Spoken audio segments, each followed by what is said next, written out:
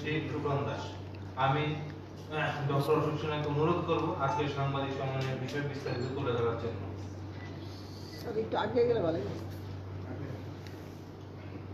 সবাইকে দীপাবলির আগাম শুভেচ্ছা। আশা করি পুজোটাও ভালো কেটেছে, পুজোর পরে দেখা হয়নি। গতকালকে ভারতীয় কমিউনিস্ট পার্টি মার্কসবাদী একটা মিটিং করেছে, জনসমাবেশ করেছে আস্থা বলে। আমরা মনে করি শুভলক্ষণ গণতন্ত্রে বিরোধী দল যাদের কথা বলবে, সরকারের সমালোচনা করবে, এটা গণতন্ত্রের পক্ষে মঙ্গলজনক। কয়েকটা কথা আমার এখানে উল্লেখ করা প্রয়োজন, যে এখানে সরকারের সমালোচনা করবেন ঠিকই আছে, করা উচিত। সরকার যদি কোথাও ভুল করে বিরোধী দলের নেতারা সেটা দেখিয়ে দেবেন সরকারকে। আমি অনেক সময় দেখেছি মানিকবাবু, আমাদের মানিক সরকার, যিনি প্রাক্তন মুখ্যমন্ত্রী ছিলেন, তিনি অনেক সময় চিঠিও লেখেন মুখ্যমন্ত্রীকে। শুধু একটাই তফাৎ আগের জমানার সঙ্গে এই জমানায়, যে আগের জমানায় কেউ চিঠি দিলে জবাব পেত না, এখন প্রাক্তন মুখ্যমন্ত্রী চিঠি দিলে সেটা রিপ্লাই দেওয়া হয়, এক্সপ্লেনেশন দেওয়া হয়, তিনি যেটাকে প্রশ্ন করেছেন। এটা গণতন্ত্রের একটা লক্ষণ। এই মিটিংয়ে আমি পত্রপত্রিকায় দেখছিলাম আজকে সকালে উঠে, কয়েকটা ইন্টারেস্টিং জিনিস দেখেছি, সেগুলি দিয়ে আপনার সাথে কথা বলছি। 2018 সালের নির্বাচনে আমার মনে আছে সুনীল দেওধরজি ছিলেন আর আমি ছিলাম প্রেস কনফারেন্সে।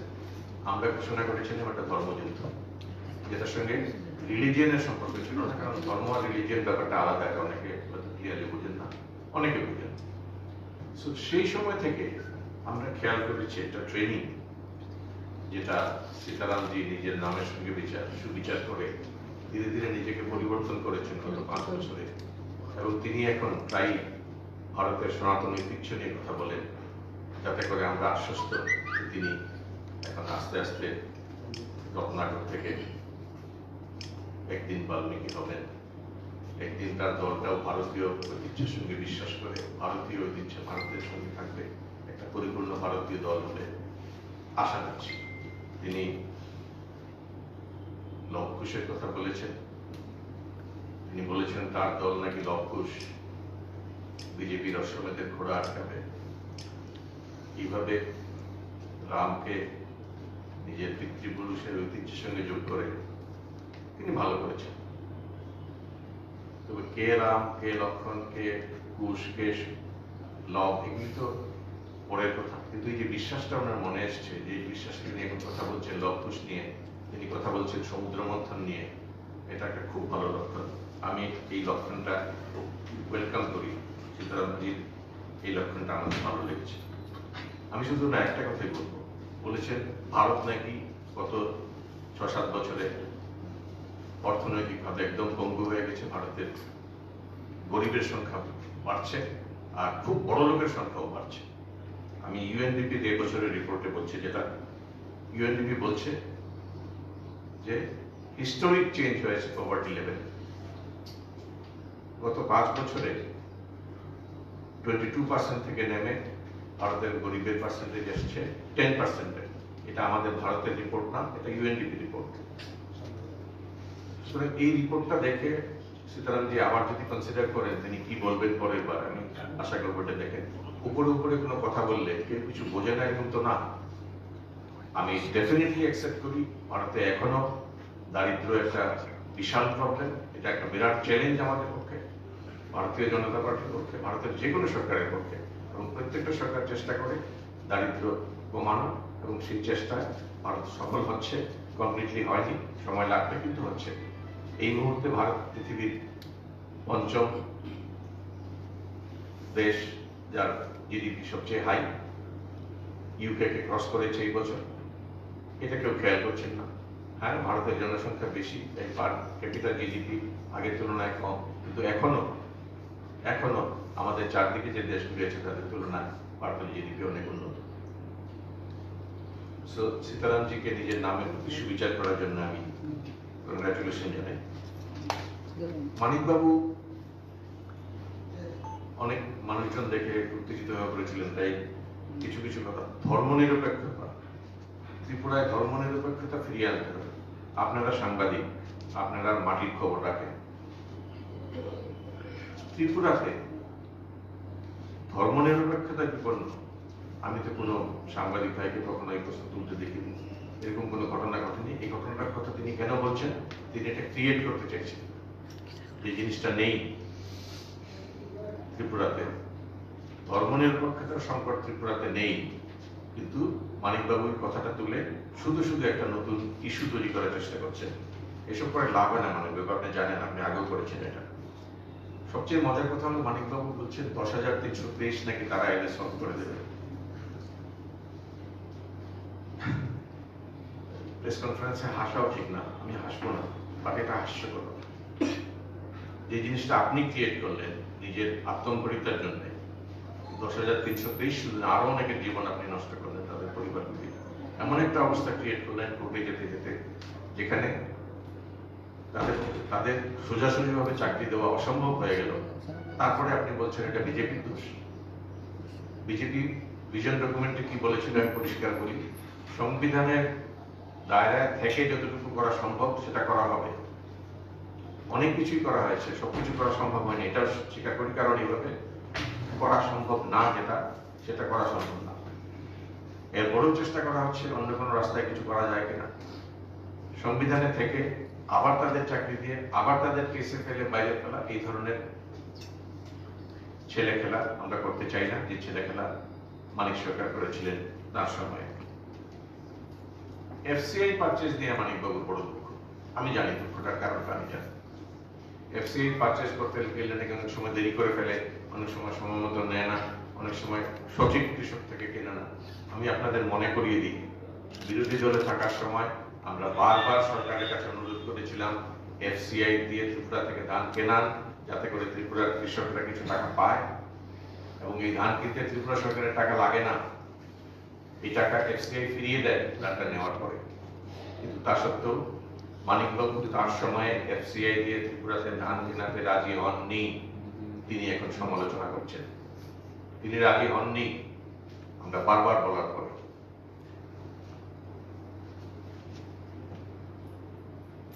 মানিকবাবু হঠাৎ করে বললেন সন্তান বৃদ্ধি। আপনারা শুনেছেন রিসেন্টলি কোনো সন্তান বৃদ্ধি গল্প? হয়তো আমি পড়িনি, এমন হতে পারে, কোনো পত্রিকায় কি বেরিয়েছিল। আমার একটা ডাউট আছে, কথাটা কি উনি নিজের সময়ের কথা বলছেন না আমাদের সময় কথা বলছেন সেটা ঠিক বুঝে উঠতে পারিনি। তবে সন্তান বৃদ্ধি হয়েছিল মানিকবাবুর সময়, আমাদের সময় তো পত্রপত্রিকায় দেখিনি। আমি শুধু একটা জিনিস বড় স্ট্রিক্টলি ক্লিয়ারলি প্রাক্তন মুখ্যমন্ত্রী মানিক সরকারের কাছে জানতে চাই, আপনি কোনটাতে বিশ্বাস করেন, ভারতের সংবিধানে না কমিউনিস্ট পার্টি অফ ইন্ডিয়া মার্ক্সবাদী সংবিধানে? যদি সৎ সাহস থাকে, আপনি চ্যালেঞ্জ করেছেন একটা ব্যাপারে আমার গভর্নমেন্টকে, আমি আপনাকে চ্যালেঞ্জ করছি, আমি ডক্টর সিনহা খোলাখুলি ভাবে সবার সামনে আপনাকে চ্যালেঞ্জ করছি, আপনি বলুন, আপনি ভারতের কমিউনিস্ট পার্টির যে সংবিধান আছে সেটা বিশ্বাস করেন, সেটাকে ফলো করেন, না ভারতের সংবিধানে ফলো করেন? কারণ ভারতের কমিউনিস্ট পার্টির সংবিধানে লেখা আছে তাদের দলের উদ্দেশ্য আমাদের ভারতের সংবিধানকে সরিয়ে সর্বহারার এক নায়কতন্ত্র আনার। কোনটা আপনি বিশ্বাস করেন? ডিক্লেয়ার করুন, বলুন সবার সামনে সাহস থাকলে যে আপনি হয় ভারতের সংবিধানে বিশ্বাস করেন, যদি সেটা করেন তাহলে আপনি কমিউনিস্ট পার্টি অফ ইন্ডিয়া মার্ক্সবাদী সংবিধানে বিশ্বাস করতে পারেন না, কারণ সেটা ভারতের সংবিধানকে উৎখাত করার কথা বলছে। আর যদি আপনি ওইটাতে বিশ্বাস করেন, সিপিএম এটাতে, তাহলে আপনি ভারতের সংবিধানে বিশ্বাস করেন না, কারণ আপনি উৎখাত করতে চান এই সংবিধানটাকে। এভাবে দুটো মুখ নিয়ে চলেন আপনারা। আমি চাই আপনি ক্লিয়ার করুন, এই বাক্যটা আপনি ক্লিয়ার করুন, আপনি কোনটাতে বিশ্বাস করেন, ভারতের সংবিধান না কমিউনিস্ট পার্টি অফ ইন্ডিয়া মার্ক্সবাদী সংবিধান? জিতেন বাবু বেশি কথা বলেননি, জিতেন বলেছেন ঘরের কিস্তিতে নাকি প্রবলেম হয়। হয় কেন হয়? 4 বছরে কেউ যদি 4,000 ঘর দেয়, 40,000 ঘর দেয়, আর 4 বছরে কেউ যদি 2.5 লাখ ঘর দেয়, তখন কনফিউশন হয়, একটা দিনে হয়, হতেই পারে। কিন্তু খেয়াল করবেন তারা ঘর দিত কিভাবে দিত আর আমরা কিভাবে দিচ্ছি। আমরা যার ধর্ম, দল, কার সাপোর্টারকে সেটা না দেখে ঘর দেওয়া হচ্ছে। কনফিউশন মাঝে মাঝে হচ্ছে না? হচ্ছে, অস্বীকার করি না, হওয়াটা স্বাভাবিক। যখন এত বড় একটা কাজ হয়, 2.5 লাখ, টোটাল 4.5 লাখ টাকা ঘর দেওয়ার কথা, আমরা 2.5 লাখে পৌঁছে গেছি, ক্রস করেছি। কিছু যদি অসুবিধা হয় সেটাও সর্ট আউট হচ্ছে। আমাদের মাননীয় অভ্যর্থনা মহাশয় বলেছেন যে তিনি চান ত্রিপুরা আবার সেই বামফ্রন্টের স্বর্ণযুগে চলে যাক। কি স্বর্ণযুগ? আপনারা সবাইকে ডাকছেন, এত বড় একটা মিটিং করে সিপিএম ডিক্লারেশন কি দিয়েছে জানেন? মোদ্দা কথাটা কি বলেছে? আমি তো সবটা শোনার পরে, সবগুলি দেখার পরে একটা কথা বুঝেছি, তারা একটা ডিক্লারেশন দিয়েছে তাদের মানুষের সামনে, তাদের সমর্থকদের সামনে, বাইরে আমরা পারতাম না। ডিক্লারেশন ক্লিয়ার, সবাইকে বলছে আপনারা সবাই মিলে আসুন, সবাই মিলে আসুন, একা করবো না, সবাই মিলে আসুন, দলমত নির্বিশেষে কি জানি সমভাবাপন্ন সমস্ত দল একসঙ্গে আসুন। কেন ডাকছে অন্য দলকে? যেখানে এই রাজ্যে 4.5 বছর আগে যে দল ক্ষমতায় ছিল, যাদের প্রায় 50টা সিট ছিল, তারা 4.5 বছর পরে অন্য দলকে ডাকছে যে তোমরা সাহায্য করো আমাদের, অন্য দলের সঙ্গে একসঙ্গে। কেন? এটা একটা ডিক্লারেশন। সিপিএম ডিক্লেয়ার করছে যে তারা পারবে না একা, তারা অন্য দলকে চাইছে। অন্য দলকে কাদের চাইছে ত্রিপুরা? অন্য দল মানে তো বেশিরভাগই যারা এখনো কংগ্রেসে আছেন। তো আমি একটু স্পেসিফিক করে দিতে চাই, অগ্রবাবু, মানিকবাবুরা কাদের ডাকবেন? 13 নির্বাচনের আগে পরে, 8 নির্বাচনের আগে পরে, 3 নির্বাচনের আগে পরে যে সমস্ত বিরোধী দলের কর্মীরা শহীদ হয়েছিলেন, তাদের বাড়িতে গিয়ে ডাকবেন তাদের। আসুন, আমাদের সমর্থন করো, আমরা আবার সিপিএম সরকার করতে চাই, তাদের গিয়ে ডাকবেন। সেই সমস্ত বিরোধী দলের যারা শহীদ হয়েছিলেন তাদের পরিবারের লোকদের। বিরোধী দলের যে যুবকরা মার খেয়ে ত্রিপুরা থেকে পালিয়ে লামডিং স্টেশনের প্ল্যাটফর্মে শুয়ে থাকতো, তাদের গিয়ে ডাকুন, এসো আবার সিপিএম এর সরকার বানাই।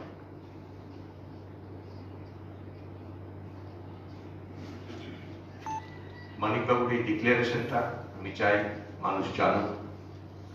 সিপিএম পরিষ্কার করে বলেছে তারা 23-এ একা সরকার করার অবস্থায় নেই। আমি জানি না এত বছর রাজনীতি করার পরেও এখনো সিনিয়র রাজনৈতিক নেতা কিভাবে নিজের দুর্বলতা এভাবে প্রকাশ করে। ধন্যবাদ। আপনাদের কোনো প্রশ্ন থাকলে please.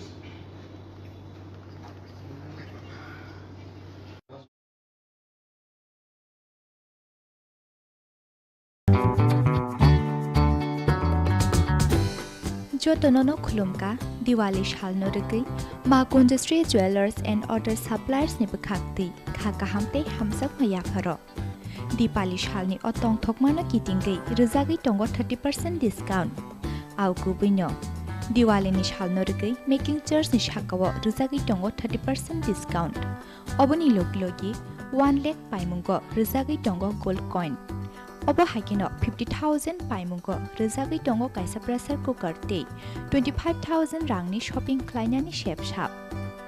Obo ni bagai teler yawi dakti phaidi ma Kunjustri Jewelers and Other Suppliers phalnogo. Chini nikoma ma Kunjustri Jewelers and Other Suppliers. Proprietor Deepak Debnath, Chompoknagar Bazar, Assam Agartala Road, Salthang, Tripura. Contact number 7005 658734 eba 7005 317588.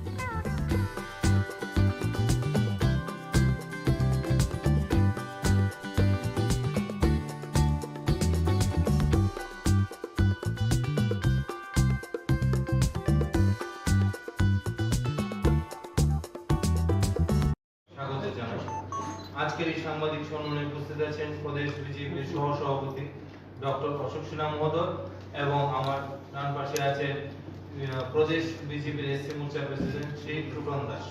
আমি doctor Ashok সিনহাকে অনুরোধ করব আজকের সাংবাদিক সম্মেলনের বিষয় বিস্তারিত তুলে ধরার জন্য।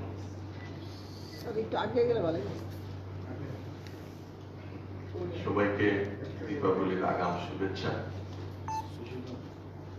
আশা করি পুজোটাও ভালো কাটছে, পুজোর পরে দেখা হয়নি।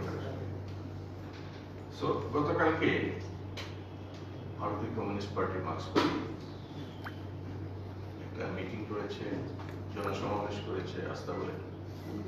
আমরা মনে করি শুভলক্ষণ, গণতন্ত্রে বিরোধী দল তাদের কথা বলবে, সরকারের সমালোচনা করবেন, এটা গণতন্ত্রের পক্ষে মঙ্গলজনক। কয়েকটা কথা আমার এখানে উল্লেখ করা প্রয়োজন, যে এখানে সরকারের সমালোচনা করবেন ঠিকই আছে, করা উচিত। সরকার যদি কোথাও ভুল করে বিরোধী দলের নেতারা সেটা দেখিয়ে দেবেন সরকারকে। আমি অনেক সময় দেখেছি মানিকবাবু, আমাদের মানিক সরকার, যিনি প্রাক্তন মুখ্যমন্ত্রী ছিলেন, তিনি অনেক সময় চিঠিও লেখেন মুখ্যমন্ত্রীকে। শুধু একটাই তফাৎ আগের জমানার সঙ্গে এই জমানায়, যে আগের জমানায় কেউ চিঠি দিলে জবাব পেত না, এখন প্রাক্তন মুখ্যমন্ত্রী চিঠি দিলে সেটা রিপ্লাই দেওয়া হয়, এক্সপ্লেনেশন দেওয়া হয়, তিনি যেটাকে প্রশ্ন করেছেন। এটা গণতন্ত্রের একটা লক্ষণ। এই মিটিংয়ে আমি পত্রপত্রিকায় দেখছিলাম আজকে সকালে উঠে, কয়েকটা ইন্টারেস্টিং জিনিস দেখেছি, সেগুলো দিয়ে আপনার সাথে কথা বলছি। 2018 সালের নির্বাচনে আমার মনে আছে সুনীল দেওধরজি ছিলেন আর আমি ছিলাম প্রেস কনফারেন্সে। আমরা ঘোষণা করেছিলাম একটা ধর্মযুদ্ধ, যেটার সঙ্গে রিলিজিয়নের সম্পর্ক ছিল না, কারণ ধর্ম আর রিলিজিয়ন ব্যাপারটা আলাদা, অনেকে ক্লিয়ারলি বুঝেন না, অনেকে বুঝেন। সেই সময় থেকে আমরা খেয়াল করেছি একটা ট্রেনিং, যেটা সীতারামজি নিজের নামের সঙ্গে সুবিচার করে ধীরে ধীরে নিজেকে পরিবর্তন করেছেন গত 5 বছরে, এবং তিনি এখন প্রায় ভারতের সনাতন ঐতিহ্য নিয়ে কথা বলেন, যাতে করে আমরা আশ্বস্ত তিনি এখন আস্তে আস্তে রত্নাকর থেকে একদিন বাল্মীকি হবেন, একদিন তার দলটাও ভারতীয় ঐতিহ্যের সঙ্গে বিশ্বাস করে ভারতীয় ঐতিহ্য ভারতের সঙ্গে থাকবে, একটা পরিপূর্ণ ভারতীয় দল হলে আশা করছি। তিনি লবকুশের কথা বলেছেন, তিনি বলেছেন তার দল নাকি লবকুশ বিজেপির অশ্বমেধের ঘোড়া আটকাবে। এইভাবে রামকে নিজের পিতৃপুরুষের ঐতিহ্যের সঙ্গে যোগ করে তিনি ভালো করেছেন। তবে কে রাম, কে লক্ষণ, কে কুশ, কে লব, এগুলি তো পরের কথা, কিন্তু এই যে বিশ্বাসটা ওনার মনে এসছে, যে বিশ্বাসকে নিয়ে এখন কথা বলছেন লবকুশ নিয়ে, তিনি কথা বলছেন সমুদ্র মন্থন নিয়ে, এটা একটা খুব ভালো লক্ষণ। আমি এই লক্ষণটা ওয়েলকাম করি, সীতারামজির এই লক্ষণটা আমার ভালো লেগেছে। আমি শুধু না একটা কথাই বলবো, বলেছেন ভারত নাকি গত 6-7 বছরে অর্থনৈতিকভাবে একদম পঙ্গু হয়ে গেছে, ভারতের গরিবের সংখ্যা বাড়ছে আর খুব বড় লোকের সংখ্যাও বাড়ছে। আমি ইউএনডিপির এই বছরের রিপোর্টে বলছি, যেটা ইউএনডিপি বলছে যে হিস্টোরিক চেঞ্জ হয়েছে পভার্টি লেভেল। গত 5 বছরে 22% থেকে নেমে ভারতের গরিবের পার্সেন্টেজ এসছে 10%। এটা আমাদের ভারতের রিপোর্ট না, এটা ইউএনডিপি রিপোর্ট। সুতরাং এই রিপোর্টটা দেখে সীতারামজি আবার যদি কনসিডার করেন তিনি কি বলবেন পরের বার, আমি আশা করবো এটা দেখেন। উপরে উপরে কোনো কথা বললে কেউ কিছু বোঝে না এরকম তো না। আমি ডেফিনেটলি অ্যাকসেপ্ট করি ভারতে এখনো দারিদ্র একটা বিশাল প্রবলেম, এটা একটা বিরাট চ্যালেঞ্জ আমাদের পক্ষে, ভারতীয় জনতা পার্টির পক্ষে, ভারতের যে কোনো সরকারের পক্ষে, এবং প্রত্যেকটা সরকার চেষ্টা করে দারিদ্র কমানো, এবং সেই চেষ্টায় ভারত সফল হচ্ছে। কমপ্লিটলি হয়নি, সময় লাগবে, কিন্তু হচ্ছে। এই মুহূর্তে ভারত পৃথিবীর 5ম দেশ, যার জিডিপি সবচেয়ে হাই, ইউকে কে ক্রস করেছে এই বছর। এটা কেউ খেয়াল করছেন না। হ্যাঁ, ভারতের জনসংখ্যা বেশি, তাই পার ক্যাপিটাল জিডিপি আগের তুলনায় কম, কিন্তু এখনো আমাদের চারদিকে যে দেশগুলি আছে তাদের তুলনায় ভারতের জিডিপি অনেক উন্নত। সো সীতারামজিকে নিজের নামের প্রতি সুবিচার করার জন্য আমি কংগ্রাচুলেশন জানাই। মানিকবাবু অনেক মানুষজন দেখে উত্তেজিত হয়ে পড়েছিলেন, তাই কিছু কিছু কথা। ধর্মনিরপেক্ষতা, ত্রিপুরায় ধর্মনিরপেক্ষতা ফিরিয়ে আনতে হবে। আপনারা সাংবাদিক, আপনারা মাটির খবর রাখেন। ত্রিপুরাতে ধর্মনিরপেক্ষতা বিপন্ন, আমি তো কোনো সাংবাদিক ভাইকে কখনো এই প্রশ্ন তুলতে দেখিনি। এরকম কোনো ঘটনা ঘটেনি। এই ঘটনাটার কথা তিনি কেন বলছেন? তিনি এটা ক্রিয়েট করতে চাইছেন, যে জিনিসটা নেই ত্রিপুরাতে। ধর্মনিরপেক্ষতার সংকট ত্রিপুরাতে নেই, কিন্তু মানিকবাবুর কথাটা তুলে শুধু শুধু একটা নতুন ইস্যু তৈরি করার চেষ্টা করছেন। এসব করে লাভ হয় না মানিকবাবু, আপনি জানেন, আপনি আগেও করেছেন এটা। সবচেয়ে মজার কথা হলো মানিকবাবু বলছেন 10,323 নাকি তারা এলে সলভ করে দেবে। প্রেস কনফারেন্সে হাসাও ঠিক না, আমি হাসবো না, বাট এটা হাস্যকর। যে জিনিসটা আপনি ক্রিয়েট করলেন নিজের আত্মম্পরিতার জন্য, 10,323 শুধু না, আরো অনেকের জীবন আপনি নষ্ট করলেন, তাদের পরিবারগুলি এমন একটা অবস্থা ক্রিয়েট করলেন কোর্টে যেতে যেতে, যেখানে তাদের সোজাসুজি ভাবে চাকরি দেওয়া অসম্ভব হয়ে গেল। তারপরে আপনি বলছেন এটা বিজেপির দোষ। বিজেপি ভিশন ডকুমেন্টে কি বলেছিল আমি পরিষ্কার বলি, সংবিধানের দায়রায় থেকে যতটুকু করা সম্ভব সেটা করা হবে।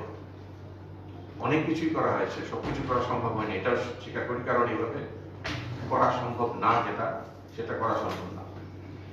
এরপরেও চেষ্টা করা হচ্ছে অন্য কোনো রাস্তায় কিছু করা যায় কিনা।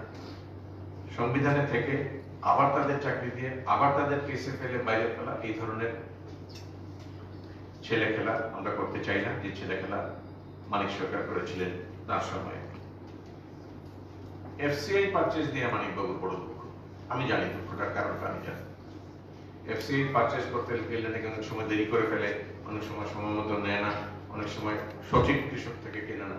আমি আপনাদের মনে করিয়ে দিই, বিরোধী দলে থাকার সময় আমরা বারবার সরকারের কাছে অনুরোধ করেছিলাম এফসিআই দিয়ে ত্রিপুরা থেকে ধান কেনান, যাতে করে ত্রিপুরার কৃষকরা কিছু টাকা পায়, এবং এই ধান কিনতে ত্রিপুরা সরকারের টাকা লাগে না, এই টাকা এফসিআই ফিরিয়ে দেয় ধানটা নেওয়ার পরে।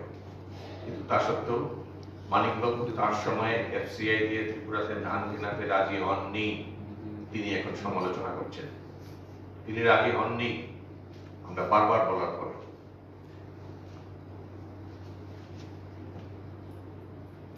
মানিকবাবু হঠাৎ করে বললেন সন্তান বৃদ্ধি। আপনারা শুনেছেন রিসেন্টলি কোনো সন্তান বৃদ্ধি গল্প? হয়তো আমি পড়িনি, এমন হতে পারে কোনো পত্রিকায় কি বেরিয়েছিল। আমার একটা ডাউট আছে, কথাটা কি উনি নিজের সময়ের কথা বলছেন না আমাদের সময় কথা বলছেন সেটা ঠিক বুঝে উঠতে পারিনি। তবে সন্তান বৃদ্ধি হয়েছিল মানিকবাবুর সময়, আমাদের সময় তো পত্রপত্রিকা দেখেনি। আমি শুধু একটা জিনিস বড় স্ট্রিক্টলি ক্লিয়ারলি প্রাক্তন মুখ্যমন্ত্রী মানিক সরকারের কাছে জানতে চাই, আপনি কোনটাতে বিশ্বাস করেন, ভারতের সংবিধানে না কমিউনিস্ট পার্টি অফ ইন্ডিয়া মার্ক্সবাদী সংবিধানে? যদি সৎ সাহস থাকে, আপনি চ্যালেঞ্জ করেছেন একটা ব্যাপারে আমার গভর্নমেন্টকে, আমি আপনাকে চ্যালেঞ্জ করছি, আমি ডক্টর সিনহা খোলাখুলি ভাবে সবার সামনে আপনাকে চ্যালেঞ্জ করছি, আপনি বলুন আপনি ভারতের কমিউনিস্ট পার্টির যে সংবিধান আছে সেটা বিশ্বাস করেন, সেটাকে ফলো করেন না ভারতের সংবিধানে ফলো করেন? কারণ ভারতের কমিউনিস্ট পার্টির সংবিধানে লেখা আছে তাদের দলের উদ্দেশ্য আমাদের ভারতের সংবিধানকে সরিয়ে সর্বহারার এক নায়কতন্ত্র আনার। কোনটা আপনি বিশ্বাস করেন?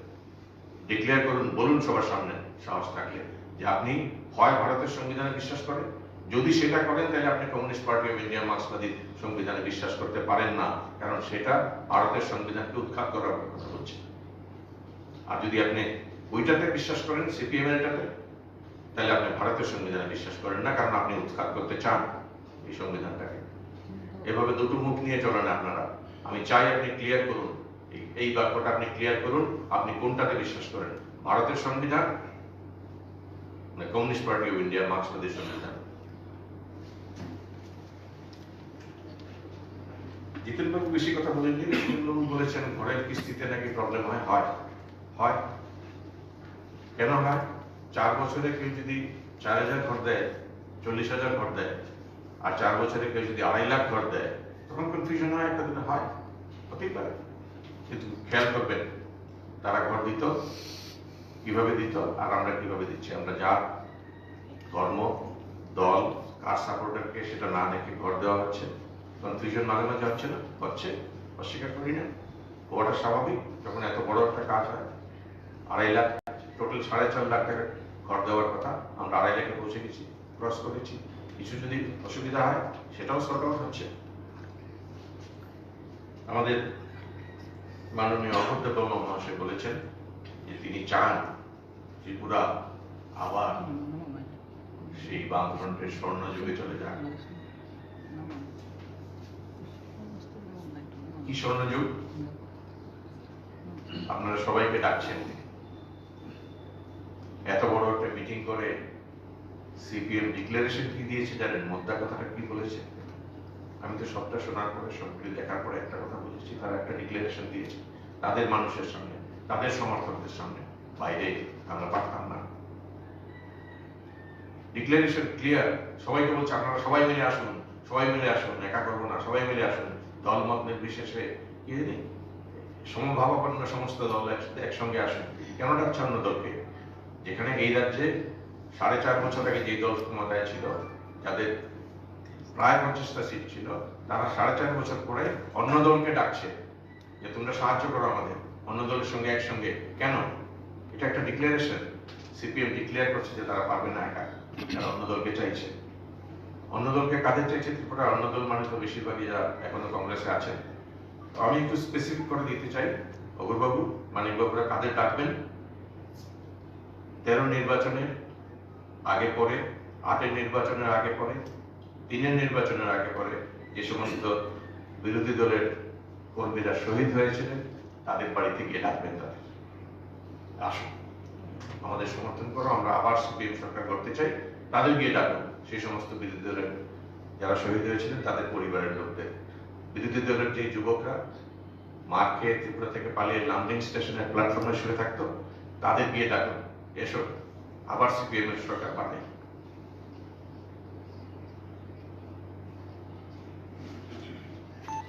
মানিকবাবুর এই ডিক্লারেশনটা আমি চাই মানুষ জানুক। সিপিএম পরিষ্কার করে বলেছে তারা 23-এ একা সরকার করার অবস্থায় নেই। আমি জানি না এত বছর রাজনীতি করার পরেও এখনো সিনিয়র রাজনৈতিক নেতা কিভাবে নিজের দুর্বলতা এভাবে প্রকাশ করে। ধন্যবাদ। আপনাদের কোনো প্রশ্ন থাকলে please.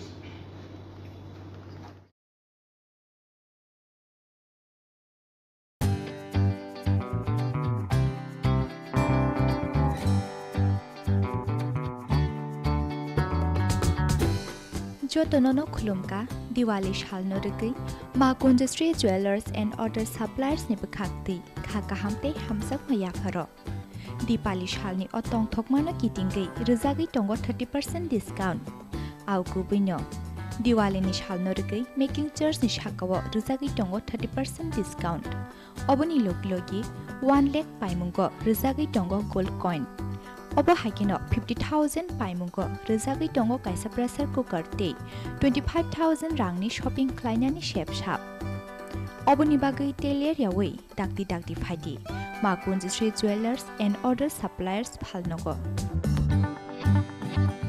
Chini Nikoma, Ma Industry Jewelers and Other Suppliers. Proprietor Deepak Debnath, Chompok Nagar Bazar, Assam Agartala Road, Salthang, Tripura. Contact number 7005658734 eva 7005317588.